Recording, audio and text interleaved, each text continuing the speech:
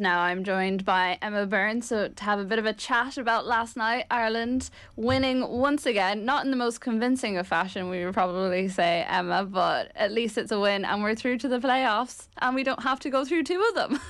Exactly. And you know what? That's what we need to focus on. It was a fantastic achievement. I was a little bit worried going into the game. Slovakia caused us problems in Tala. And then I thought, obviously, with them being at home, they'd be even better. So I was quiet on social media until after the game. But it's fantastic. Brilliant, brilliant result. They're in an absolutely fantastic position. And yeah, just really, really positive vibes coming from the game. Maybe not the performance itself, but moving on. One game left to play, and it's a cup final, the biggest cup final of their lives. You say maybe not the performances themselves, 'cause I know a lot of us maybe expected more, especially out of the last two games, in terms of a few more goals, bit more interplay between the team itself. But where do you think this team has landed, considering where we ended up at the end of the Euros qualification? And to you, is it as important to get those, I suppose, dirty wins, or those more like tough, hard, grinding wins, than it is to maybe show that we can play fast flowing, beautiful football? I think we've always been a team that scrapped for points, and that's not going to change over the short haul. But yes, it's very, very important getting the points. And it's very important to have gotten to this position, second place in this group, but was the realistic goal. We've achieved it. So fantastic, brilliant all round. But at the end of the day, I would have liked to have seen a little bit more composure on the ball, show that we can control games.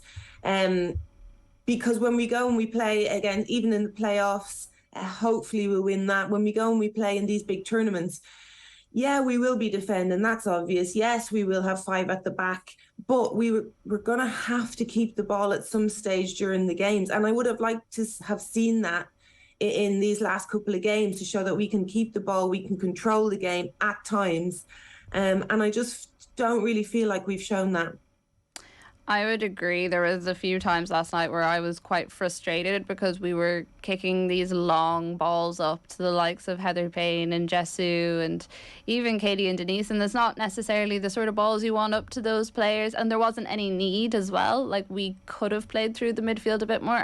I don't know, was the team a little bit scarred from the game against Finland, where that midfield option was pretty much taken out of us because it was where Finland concentrated all their energy? But whenever it did go through, and I mean, that's basically where the goal came from. It was Jessu taking the ball from midfield, little interplay with Denise O'Sullivan off to Heather in the corner, and we had a great goal. I mean, to be fair to Denise, it was a bit of class that actually took it to get it into the net. But why do you think there is still that fear? And because you don't, Heather Payne and Jessu don't need long balls. They need people to be able to keep up with them and play with them with the ball at their feet. Why do you think even against that Slovakian team we're still a bit hesitant to do that? I just think it's the panic option. It's the easier option, and I don't think the girls are comfortable playing, keeping the ball, playing through midfield. They don't seem comfortable, whether that information is coming from the bench or it's the girls themselves. I'm not quite sure, but they definitely, it was a game yesterday for them to show that 100%. And, we were kicking a lot of long balls, and don't get me wrong, Heather Payne is one of the best players I've seen at chasing around. And then when she does get a hold of it, she keeps it very, very well. But it's not going to work. They've got a month. It's not enough time for them to work on that, but you definitely have to start in these kind of games to build that confidence within the team to play through the midfield. And when you've got players like Denise O'Sullivan and Rusha Littlejohn, not last night, but these are footballers, these are ballers. They want the ball to their feet, and it's the only way that they can get involved in the game. You've also got Katie, who's obviously world class. I just think, it needs to come from the bench. It needs to come from training. It needs to be worked on in training, possession games. Train like Barca, run the 24 hours a day. Just get a hold of the ball and practice it, because it didn't look like they were even trying to do it, to be quite honest. And, if you brought a midfielder from the Spanish league into our Irish team, they'd be very, very frustrated, and they show it on the pitch that they want the ball to feet. And I'm still not seeing that from the players either. That's part of the thing that surprised me as well. I almost expected to see more frustration from the players on the pitch, and it's not like they're exactly quiet players. I mean, we've all seen Katie when she gets frustrated. It's not that they were happy, because I presume with the performance that they wouldn't have walked away entirely happy with it. Probably obviously delighted that they got the second round playoff space, but I wonder, is that push coming internally, like off the pitch? Because I was waiting for someone to start screaming last night and be like, come on, like, we're better than this. We can do more. We can play more. And it didn't seem to come from anywhere. And I thought that was surprising, considering the leaders we do have on that pitch.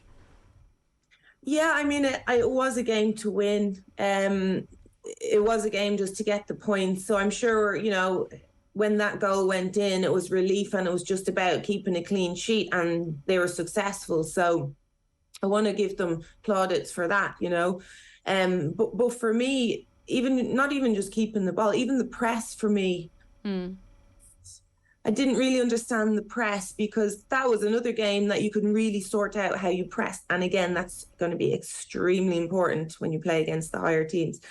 Heather Payne was pressing on her own, and the gap between her and the midfield was huge. You just get absolutely eaten up if you're playing against a really good footballing team. So that was a little bit concerning for me, the press also.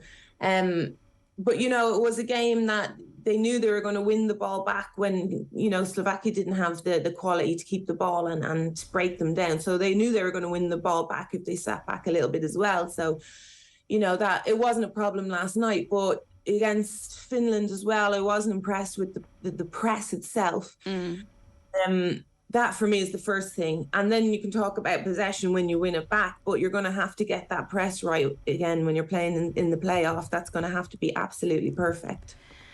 And like you said there, as much as we criticise, you do also want to give plaudits to the performance and the overall fact that we have qualified. And very specifically, Jessu as a player, I think we have to pick out, because for me, I wasn't entirely sure by her performance against Finland. I wasn't entirely sure about a lot of players' performance against Finland on the night, but I thought last night I could see exactly where she had picked up her game, where the little things she had worked on. She seemed a lot more confident than she had the night before, and I don't know, was that just general nerves, being Italian, all the pressure that was put on it? For you, what was the standout thing from her performance?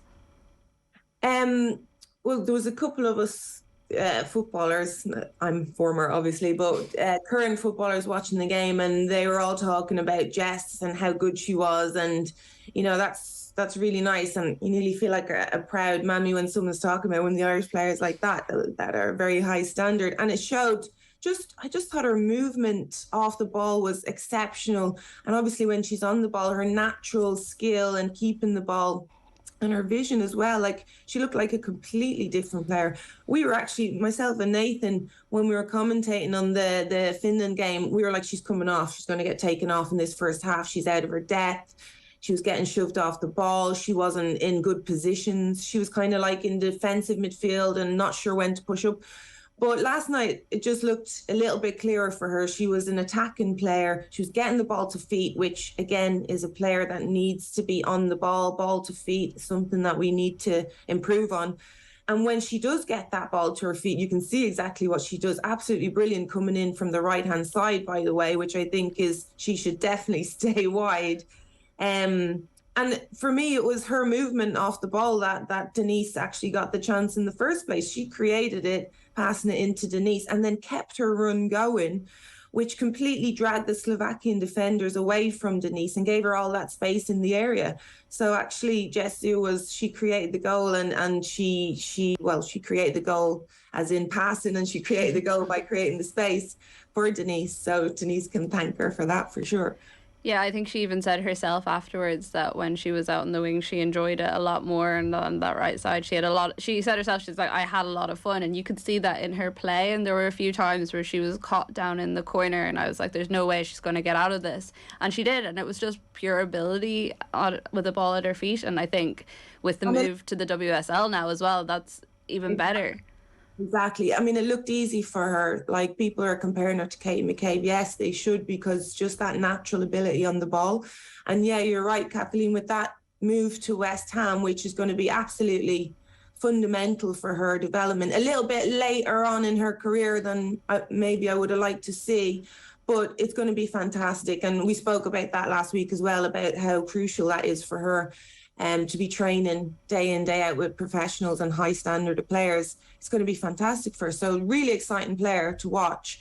I think we're going to be talking a lot about her over the next few years, for sure. Definitely, and when you consider the fact she's only been in pre-season and like a short amount of training time with that squad, and already you can kind of see a little bit of a jump in the way she's performing, I think I agree with you in that we're going to be talking about her for a long time. Hopefully she can keep fit and stay away from any injuries. I think like there was a lot of relief around last night, and possibly that was the scars of previous tournaments coming up to bear. But do you think people should be all that surprised that we're in this position now? We keep talking. I know you and I have talked about it a couple of times, that this is one of the best generations of footballers that we've had, probably the best opportunity we've had to qualify for a major tournament, and that's after following them day in, day out. Is it surprising to you that we're at this place at this time? No, it's not surprising. I think we should be there. I'm surprised we're not talking about bad luck, because I feel like we have been dealt a few bad hands in the past, but this is our natural position. This is exactly where we should be. I mean, the results against Sweden this campaign have kind of spoken for themselves. Such a narrow defeat, 1-0, and then a 1-1 draw away. It just shows, we can compete when we need to, when we have to. And we should be qualifying for major tournaments now. It's just such a shame that we're always talking about never qualified. And I'm hoping we're not saying that again, because, it's still a very, very big game that we have to play in a month's time. And I think, we have the players as well. We've got one of the best players in the world in Katie. You've got also very, very excellent players playing around her, like Denise. And then other players like Jessu, Niamh Fahey, that probably don't get spoken about enough. So, yeah, we should be here. We should be qualifying. It's not a surprise at all. And, I just really, really hope that we have the confidence and we have the game plan and we're organised enough when we do go into the playoff to get that win, and then we can really talk about how football is going to develop in Ireland. Well, you mentioned the playoffs there. How optimistic are you that we will? I mean, it's kind of out of our hands in the sense that we need someone to do us a favour with the final three. But how optimistic are you that we ourselves can actually get a win and put ourselves in the best place possible to progress now and not have to wait for the Intercontinental Tournament in the new year? Yeah, I mean, it's such a strange format, isn't it? Really, I wasn't celebrating when we beat Finland, because I was like, I know we've got a playoff, but it's like another tournament unless we beat Slovakia. Do you know? It was like, it's just too much. And even now, we've done everything we could in coming second, top 3 second place in the tournament. And we still need a favour. We still need Switzerland and Iceland to drop somebody to beat them. For us to go through. It's just very strange. But anyway, it can happen. If you look at that group that are in the initial playoffs, I think we're very, very similar standard. Everybody in it's just such a hard one to call. If you look at the teams we've played recently or in the last few years, the Portugals, Iceland, Wales, all in that group, Belgium, and very narrow wins and losses. 1-0 here. We beat Portugal 3-0. That was our biggest win in that group.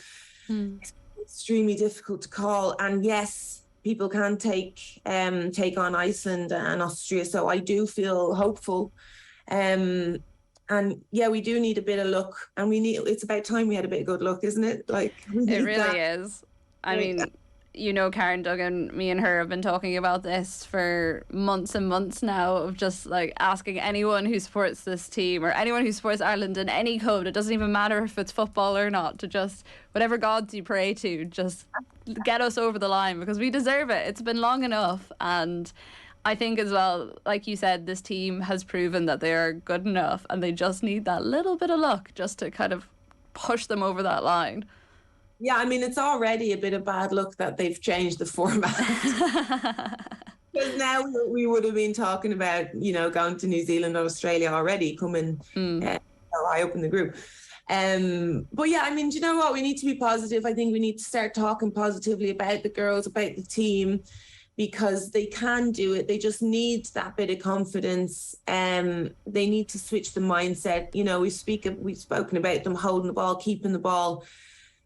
They know, I've spoken to the girls, they know they have to do that. They want to be able to do that. They play at high level, club level, and they know they have to do it. So it's just a case of going into that mindset and being brave on the day and having options. You can't just, we've spoken about midfield, keeping the ball and getting on the ball. Midfield need other players. They need the defence to give them options. Midfield, they need defence to give them angles. And, we can talk about the defence as well, not getting on the ball. So it's a team thing. Everyone needs to be confident. Everyone needs to be looking for the ball, no one hiding. And that's the only way you're going to get through this playoffs. You talked there about the way we can qualify and the fact that they have changed the qualification process. And just looking at the results last night, I think there was 1-15-0, 2-10-0, 2-8-0, 1-7-0. Not the sort of score lines you want to be seeing. And it's something that people have talked about for quite a long time. And Vera Pauw is quite against changing things the way they are. But I've seen a lot of people calling for a Nations League style tournament for these qualifiers. Is that something that you think would benefit Ireland in the long term, or would you be of the Vera Pauw school of thought that we might get stuck in maybe a lower tier and not be able to progress in a way that we would like? I mean, I don't think it's good for the game. So I would personally, I'd like to see it change a little bit. I'd like to see it reversed. Instead of coming second and finishing one of the best runners up and then having to go and play a tournament. I'd rather see that before you get to the group stages, to be quite honest. And yeah, we might get stuck in that lower level, but it would only be once, because we're way, way better. It just so happens that we haven't qualified for a tournament. But we could prove that we're way better than that, and then play those games and get those out of the way and go into the higher level, because you don't want to see 10, 12, 15 nil. You don't want to see it in the Premier, you don't want to see it in the men's, you don't want to see it in the women's, you don't want to see it. And the only way you're going to stop those kind of results is if you play that pre-tournament qualifier to get into the actual group stage. And to move it slightly away from Ireland, just for one of our final questions, obviously WSL starting this weekend, transfer window closes today. Ciara Walsh, it was announced last night, is on the very cusp of signing a world record fee with Barcelona. I mean, such a scoop for them to get her, if they can manage, especially with a year left on her contract. Barcelona's recruiting this summer has been interesting. They've brought in the Lucy Bronze of the world, some really top players, kind of different to how they've built in the past. How do you think Ciara Walsh is going to fit into that squad? I mean, she's an exceptional player, so you would imagine quite smoothly. But from your perspective, as someone who's followed Barcelona for quite a long time. Yeah, it's interesting, isn't it? The table has flipped completely. People wanted to come to Man City, and now everyone wants to go to Barca. I mean, Barca, why wouldn't you want to go there? Let's be honest, the city itself is just a major pull. It is interesting how they're recruiting. I think that Jonathan Giralde is the manager of Barca, has realised that, they might have been slipping a little bit, and for him to compete against the likes of Lyon, who they struggled in last year's Champions League final, for them to compete, they're going to have to get a different type of player in. As good as the Spanish players are, they do need a little bit of variety. And obviously with Lucy Bronze, they needed a right back. They needed that player, and Lucy was on the market, so it's a very good signing for them. But I've been singing Ciara Walsh's praises for a long time now. Just a fantastic player, absolutely brilliant holding midfielder, great playmaker. It's going to be interesting because she's going to have to defend a lot at Barca. That role, that holding midfield player's role at Barca, actually does a lot of defensive work. And it's something that we might not see Ciara do that much, or she's done that much. So I'm interested to see how she picks up that role. But again, you're talking about a team that beat other teams 7, 8, 9, 10-0 and maybe have 4 competitive games in the season. I don't think she'll need to worry too much, to be honest. No, I don't think so. And while I am sad that she is leaving the WSL, the new days and deal means that I'll still be able to watch her playing over in Spain, which is great for all of us, even the likes of Caroline Weir. What a fantastic thing for La Liga, by the way. Mm-hmm. They really messed up in the last couple of years fighting about rights for the women's football's TV rights, and in the end nobody was shown it, and it's such a shame because coming off the back of France, they had such a good tournament and there was massive interest, and then for 2 years couldn't watch it properly. So it's great to see. It is, and thank you, Emma. Hopefully we will be chatting about the World Cup in a year's time and we won't be reflecting on any of these games where we nearly didn't do it, but thank you. Please. Thanks, Kathleen. Take care.